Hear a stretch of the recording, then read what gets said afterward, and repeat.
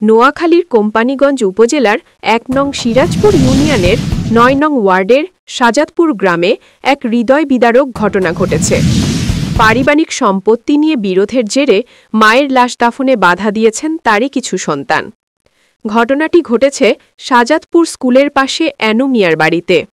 স্থানীয় সূত্রে জানা যায়, শনিবার বিকেলে অ্যানু মিয়া নামের এক বৃদ্ধা মারা যান, কিন্তু মৃত্যুর পর থেকে এখন পর্যন্ত প্রায় ২৪ ঘণ্টা পেরিয়ে তার লাশ দাফন করা সম্ভব হয়নি।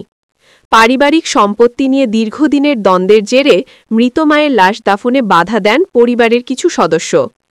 গ্রামবাসীর ভাষ্য, বিষয়টি অত্যন্ত মর্মান্তিক ও মানবিকতার পরিপন্থী। মৃত মায়ের প্রতি এমন আচরণে এলাকা জুড়ে ক্ষোভের সৃষ্টি হয়েছে। স্থানীয় জনপ্রতিনিধি ও গ্রাম্য মুরব্বীরা বিষয়টি মীমাংসার চেষ্টা চালাচ্ছেন বলে জানা গেছে। এ বিষয়ে স্থানীয় প্রশাসনের হস্তক্ষেপ কামনা করেছেন এলাকাবাসী, যাতে দ্রুত মরদেহ দাফন সম্পন্ন করে পরিবারের মধ্যে শান্তি ফিরিয়ে আনা যায়।